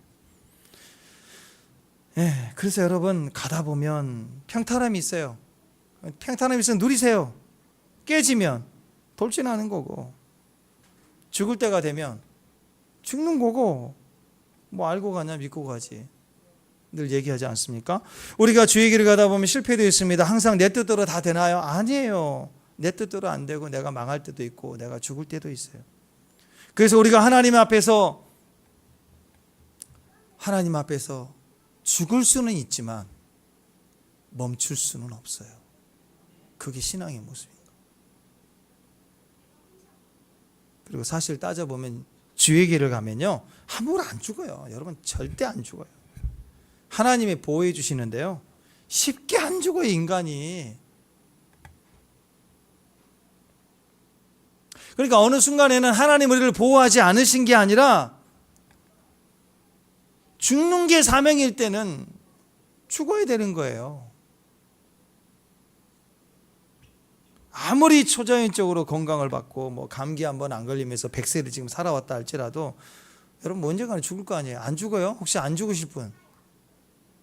죽는다고요. 그래서 인생을 보면 죽었는데 살 때도 있고 건강하고 살만해도 죽는 게 사명일 때도 있어요.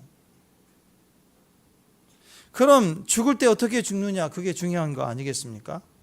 병상에 누워서 링거 한 10개 주렁주렁 달고 있다가 간들 하다가 마지막에 죽었다.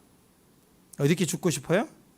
막 관절 다 나가가지고 막 걷지도 못하고 질질 끌다가 침대에서도 그냥 누워서 기다가 시름시름 앓다가 그렇게 막 보내다가 나중에 죽었다. 저는 이렇게 죽고 싶지 않아요. 이왕 죽을 거면 복음 증거하다가 죽어야죠. 어차피 죽잖아요. 맨날 입에다 홍삼 스틱 질질 빨고 다니면서 산삼으로 깍두기를 해가지고 무쳐 먹고 막. 그래도 5년 10년 지나면 죽는다고요. 죽어. 그래서 우리는 그냥 죽는 게 아니고 성도의 죽음이에요. 성도는요, 죽으면 끝이 아니에요. 연장이에요. 연장. 생명의 연장. 성도의 죽음은 그래서 성경에서 잠잔다 그래요. 잠잔다. 다시 깨우면 일어나는 사람들이란 뜻이에요. 축복합니다. 성도의 죽음이 뭐냐? 여러분 피곤할 때 잠자지요? 잠자면 아침에 개운하게 깨잖아요. 성도의 죽음이 그런 거예요. 그냥 우리가 아파도 아픈 몸뚱이 가지고 또 충성하면 돼요. 하루만 마치면 돼요. 죽을 듯이 힘들 때 이 몸뚱이 가지고, 아파도 이 몸뚱이 가지고 하루만 마치면 돼요. 중내산에 그러지 말고, 어차피 아픈 몸 중내산에 그러지 말고 하루만 마치자. 그리고 하루 마치면 돼요. 이게 인생이에요. 인생. 죽으면 신경 쓰지도 말고 그냥 열심히 할 수 있는 최선을 다해서 오늘 하루가 마지막이거니 하고 하루 마치면 그게 우리 인생이고 그게 신앙이고 그게 죽음이라니까요. 아멘. 그리고 자다가 눈 떠가지고 아침이면 살아있는 거고, 아침에 눈 떴는데 주님 씩 웃고 계시면 할렐루야 천국이구나 그런 거고. 그래서 죽으면 그냥 자는 거예요. 그냥 자는 거예요. 깰 때 여기서 깨냐 거기서 깨냐 차이인데, 할렐루야. 그래서 우리는 깨는 존재이기 때문에 우리는 자는 거예요. 자. 믿지 않는 사람은 죽었다고 얘기합니다. 왜? 지옥 가야 되니까. 끝난 거니까. 죽으면 단절이니까. 미래가 없으니까. 죽었다라고 말할 수밖에 없는 거예요. 그러나 우리는 하나님과 단절되지 않습니다. 우리는 둘 중에 하나입니다. 아침에 밤에 잠을 잘 때, 이 땅에서 눈을 떴다 그러면 살아있는 거고, 천국에서 눈을 떴다 그러면 주님 앞에 예배인 거고. 그래서 죽음은 그렇게 고통스러운 게 아니에요. 그냥 자는 거예요. 자는 거. 잠잘 때 잠 못 자시는 분들이 있죠. 어떻게 잠을 잘 잘까요? 그냥 자요. 그냥 자. 자려고 노력하지 말고 자. 그냥 자요. 어떻게 잠을 잘 잘 수 있나요? 신경 쓰지 않고 자면 돼요. 모든 것 주님께 다 맡기고, 눈 뜰 때 주의 영광이면 할렐루야 예배하면 되고, 눈 뜨는데 깜깜한 방 안이면 새벽 예배고, 그렇게 가는 거라고. 그런 마음으로 하루하루 최선하면 하루가 마지막, 오늘 하루가 마지막인 것처럼 뛰면 피곤해서 다 자요. 신경 쓰지도 말고. 그리고 오늘 끝이고 내일 걱정하지 않고 오늘 끝이다 하고 눈 감는데 뭘 신경 쓸 일이 있어요. 그리고 그 다음날 눈 떠서 껌껌하면 새벽 예배, 밝은 빛에 주님 웃고 계시면 천국이고 할렐루야. 그런 마음으로 하루하루 가다 보면 잠도 잘 오고, 그게 축복인 거예요. 축복합니다. 사도 바울이 지금 그 얘기하고 있어요. 13절 말씀 오늘 시작. 여러분 어찌하여 울어 내 마음을 상하게 하느냐. 나는 주 예수 이름으로 위하여 결박당할 뿐 아니라 예루살렘에서 죽을 것도 각오하였노라 하니, 이 말의 중심이 뭐예요? 난 죽을 각오도 됐다. 나를 위해서 막 그렇게 마음 상하게 울지 말라. 죽음이 아니니까, 나 죽는 게 아니는데 왜 죽은 사람 송장 앞에 우는 것처럼 우냐고. 그 얘기잖아요. 내 안의 중심은 그게 아니라. 그 말이 23절 24 어제 우리 했던 사도행전의 핵심 말 아니에요? 한번 외쳐봅시다. 시작. 오직 성령이 각성에서 내게 증언하여 결박의 환난이 나를 기다린다 하시나, 내가 달려갈 길과 주 예수께 받은 사명 곧 하나님의 은혜의 복음을 증언하는 일을 마치려 하면은 나의 생명조차 조금 더 귀한 것으로 여기지 아니하리라. 목숨 생명 아무것도 아닌 거야. 던져서 하루 보내면 돼요. 축복합니다. 우리는 자는 존재이기 때문에. 사도 바울은 지금 당장이라도 사랑하는 주님 앞에 가고 싶지만 사명 마치려고 이 땅에 있다라는 거예요. 사명이 불이 있어요. 결박, 환난, 뭐가 두렵느냐 그 얘기입니다. 여러분 나이 들수록 불행히도 기회라고 하는 것은 어떤 식으로든 줄어듭니다. 아무리 사명의 불이 커도 결박과 환난이 두렵지 않아도 모세와 같이 바울과 같이 믿음이 커도 이상하게 나이가 들수록 기회는 줄어들게 되어 있습니다. 지금 아직 건강할 때, 아직 기회가 좀 보일 때, 이때가 좋아요. 지금 나이가 몇 살인데 어딜 가? 이러고 있으면 그냥 그 다음도 볼 필요가 없어요. 나중에는 정말 가고 싶어도 못 간다고. 기회가 없다고. 기도하고 싶어도 기도할 수가 없어요. 지금 기도할 때요. 지금 선교할 때요. 지금 섬길 때요. 지금 예배할 때요. 나중에는요, 그때 깨달았는데 그때는 침상에서 링거 꽂고 있고 누워만 있다가 할 거예요. 그때는 마음은 원이로 때 아무것도 못하는 거예요. 지금은 몰라도 그냥 기도해보고요, 그게 아니고 가자 그러면 가는 거예요.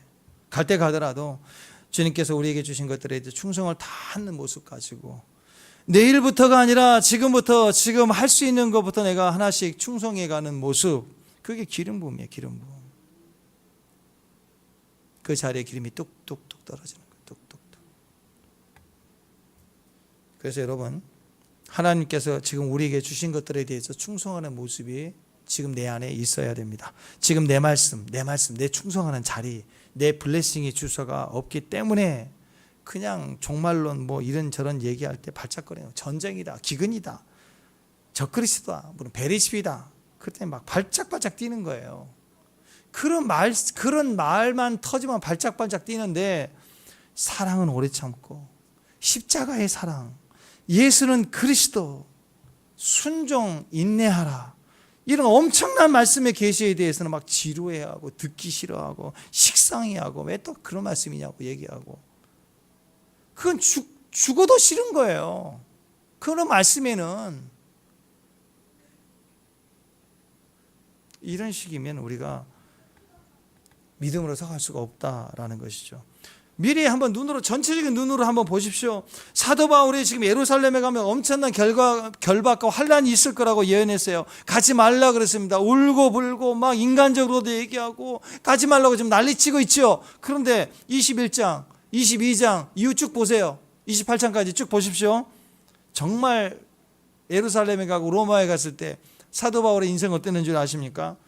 비록 사도 바울 초기 1차, 2차, 3차 전도 여행 떠났을 때 사도 바울 어땠어요? 막 얻어 터졌죠. 돌 맞았죠. 독사에 물렸죠. 별일 다 겪었어요. 근데 막상 이후에 예루살렘에 가고 로마에 갔을 때 이후 어떤 일이 있었습니까? 별로 없었어요. 재판 좀 받다가 감옥에 갔어요. 이전에 1차, 2차, 3차 다닐 때보다 그렇게 환란이 크지 않았어요. 물론 어려움도 있겠죠. 불편했겠죠. 그러나 그렇게 염려하고 지금 죽을 것처럼 울고 불고 할 만큼의 어마어마한 고난이 있을 것이다. 아니에요. 없었어요. 자, 왜냐하면 사도 바울을 죽이지 않으면 먹지도 않고 마시지도 않겠다고 하는 놈들이 있었죠. 이 테러리스트 40명이나 있었어요. 얼마나 위험해요.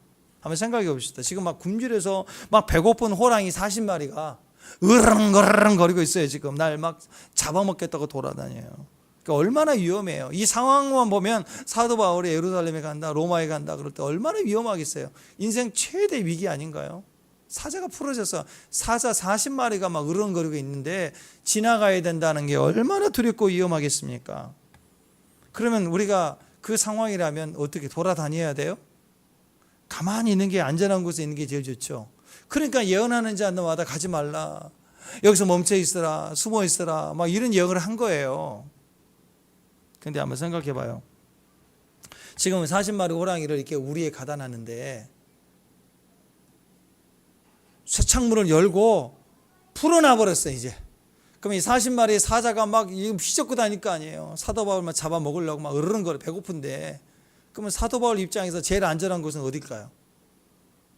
나무 위에, 절벽 위에, 어디가요?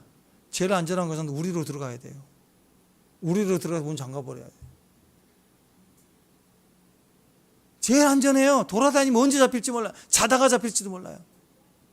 그래서 하나님이 어떻게 했느냐, 이 정말 위기의 끝이 왔어요. 이게 붙잡힌대요. 종말 같아요. 마지막 같아요. 이 위기가 딱 오니까 주님이 나서가지고 어떻게 하느냐, 사도 바울을 감옥에 가다 놔버렸어요. 그래서 로마의 최고 정예 부대가 지켜요. 돌아다니면 사자밥이에요. 로마의 최고, 지상 최대의 로마 제국의 군인이 지켜준다고. 그러니까 우리 끝이 한계가 오서 도저히 지킬 수 없을 때는 주님이 주권적으로 우리를 지켜주십니다. 제일 안전한 곳이 감옥이었어요. 감옥이 아니라 보호소예요. 그리고 로마에 가려면 교통비가 얼마나 그 당시에 많이 들겠어요. 국비로 죄수니까 그것도 막 호송이 가면서 호위하고 갑니다. 그것도 가다가 좀 풍랑이 이랬잖아요. 드라큘라 같은 이름이죠. 유라굴로라는 광풍이, 드라큘라 같은 광풍이 불어가지고 다 죽게 했는데 276명 사도월에다 살려내고, 멜리디에, 지금의 몰타 섬이죠. 지중해 엄청 아름다운 섬입니다. 갈 때 좀 무리하잖아요. 거기 가가지고 한 석 달 동안 대접 잘 받고 휴가 보내고, 여름 휴가 잘 보내고 로마 보내요.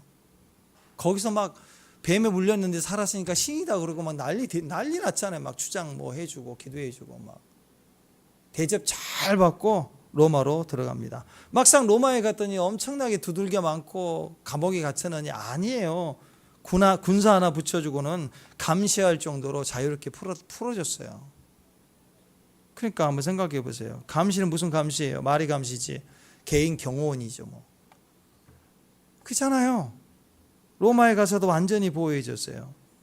왜? 로마에 가면서까지, 로마에서도 마지막 성경을 완성해야 됐잖아요. 완성하기 위해서 성경을 써야 되는데, 만약에 개인이 보호를 받으면서 개인 노력하며 개인이 숨어가며 계속 테러의 위험 속에서 성경을 썼다면 얼마나 썼겠어요. 근데 하나님이 주권적으로 사도 바울의 마지막 환난의 시간 속에는 성경을 쓰게 하기 위해서 딱 세팅하고 보호해주고 지켜주고, 그래서 가장 안전하게 성경을 쓰도록 다 하나님이 주장해 주셨다는.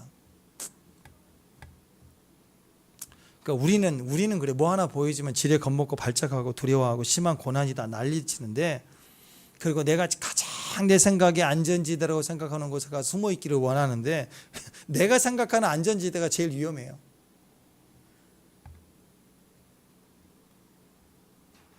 하나님 말씀을 불순종해서 편한 곳, 안전한 곳으로 생각하고 가는 곳에는 내가 생각해 본 적이 없는 세력들이 있고, 한 번도 생각해 본 적이 없는 변수들이 어마어마하게 우리를 위해서 도전해 온다는 거예요.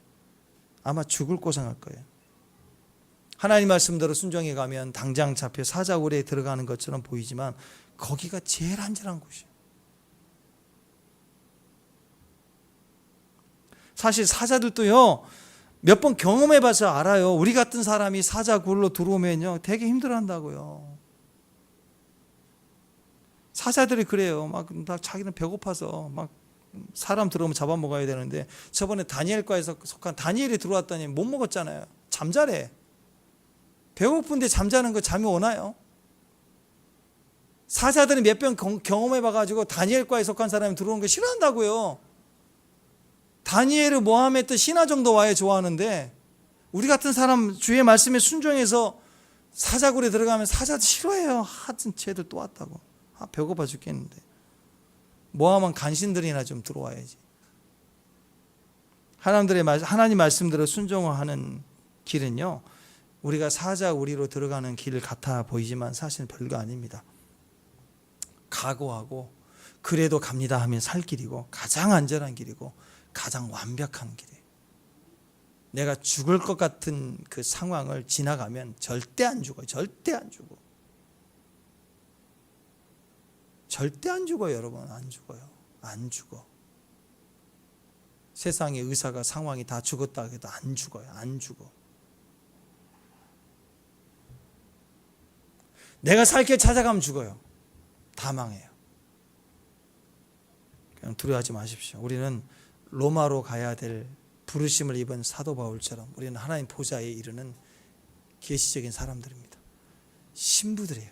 주의 마음에 심장 뛰는 사람들.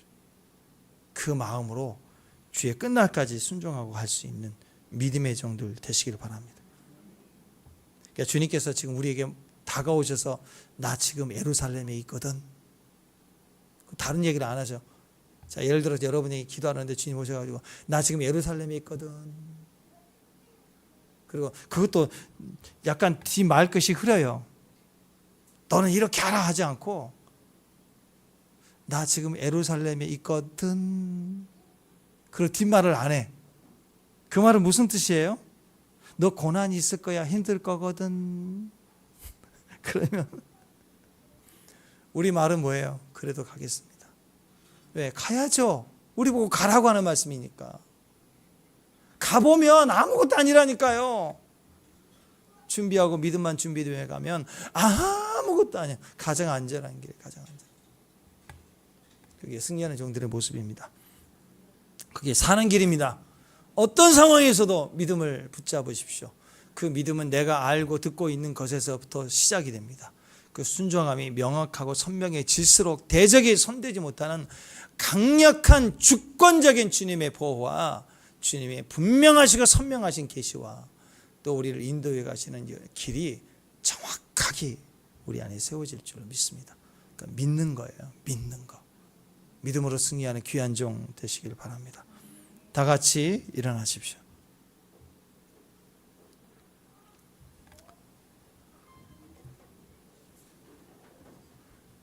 네. 자, 하나님 말씀을 우리가 믿음으로 선포하고 바라보면 그 말씀이 우리 안에 느껴져요. 그 말씀이 우리 안에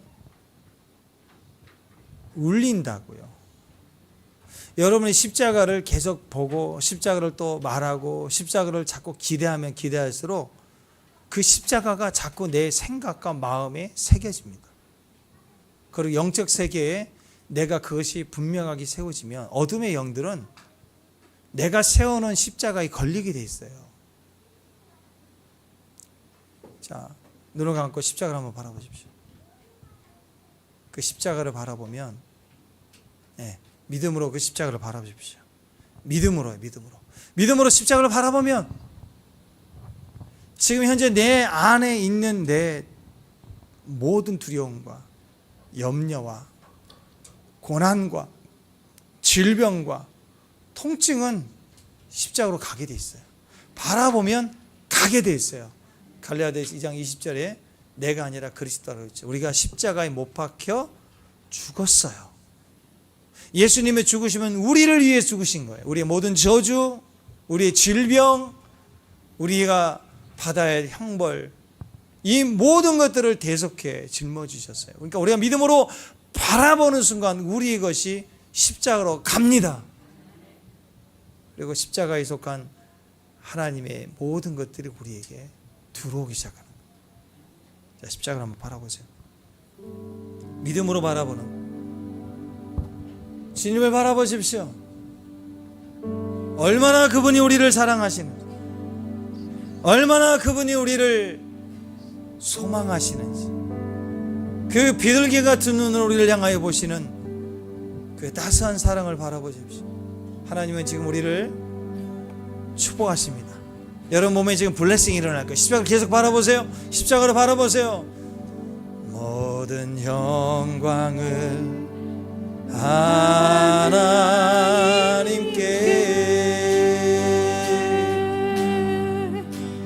모든 영광을 하나님께,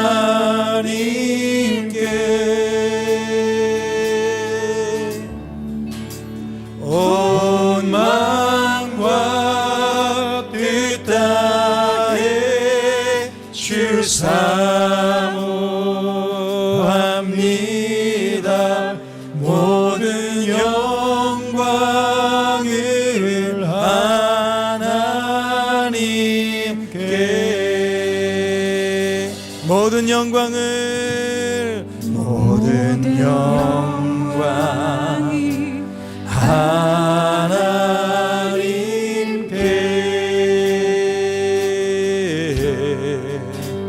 모든 영광을 하나님께,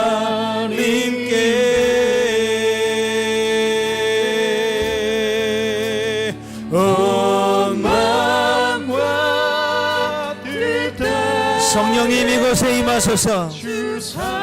성령님 지금 임하소서. 지금 십자가를 바라보는 모든 주의 종들 위에 임하소서. 바라보는 십자가를 통해서 내 죄가 십자가로, 내 아픔이 십자가로, 내 몸의 질병이 십자가로, 내 몸의 통증이 십자가로, 십자가를 통해서 하나님의 모든 의로우심과 모든 죄에 속한 생명이 지금 우리에게 동기화가 이루어져라. 예수의 피가 우리에게 다운로드되어 우리의 모든 죄와 허물과 질병이 사라져라. 내 병은 십자가로, 내 통증은 십자가로, 주님의 치료하심이 내 안으로, 주님의 치료하심이 지금 내 안으로 들어와.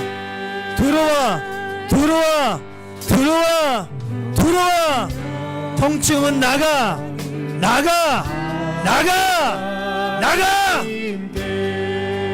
하나님 감사합니다. 모든 영광을 하나님께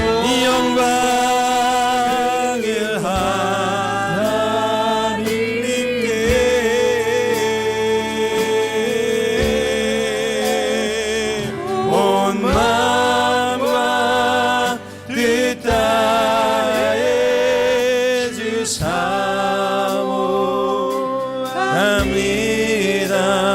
모든 영광을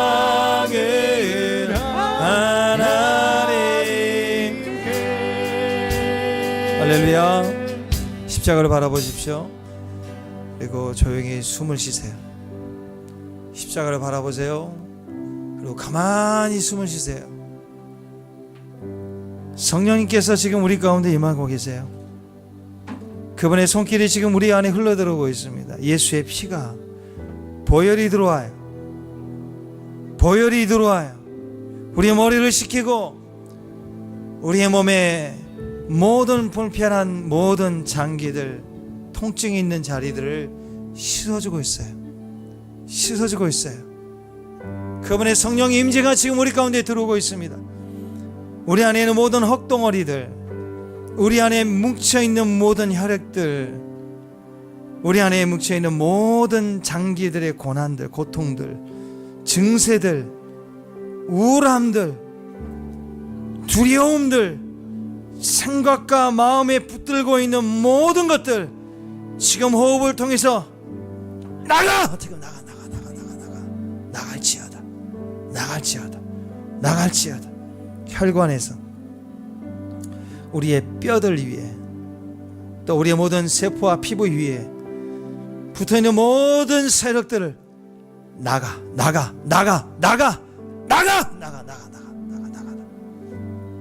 지금 오셔서 만져주세요. 불과 보혈이 들어가서 지금 우리를 치료해 주세요. 머리에 있는 묶여있는 모든 것들을 나와. 머리에서 나가. 가슴에서 나가. 목에 있는 갑상선에서 나가. 귀에서 들리게 방해하는 모든 영역들 귀에서 나가. 눈에서 나가. 하나님 감사합니다. 오늘 우리를 만져주시고 우리 가운데 있음을 감사합니다. 성령님 이 시간에 우리를 붙들어 주심을 감사하고 오늘 예배 가운데 우리에게 말씀해 주신 것을 감사합니다. 오직 믿음으로 주님의 행하심을 보게 하옵소서. 하나님 감사합니다. 하나님의 부르심에는 후회함이 없으십니다. 지금 우리의 자리가 다 하나님의 부르심임을 믿습니다. 그 부르심에 합당한 자로 여겨주심을 감사합니다. 지금 우리보다 더 크신 하나님의 그 놀라우신 지혜로우심을 저희가 신뢰합니다. 충성하는 귀한 종들 위해 오늘 우리가 어렵고 힘들고 고통스러워도 십자가라고 할지라도 그래도 가는 귀한 종들을 축복합니다. 이 시간 오셔서 주님의 영광으로 덮어 주옵소서. 이제는 우리 주 예수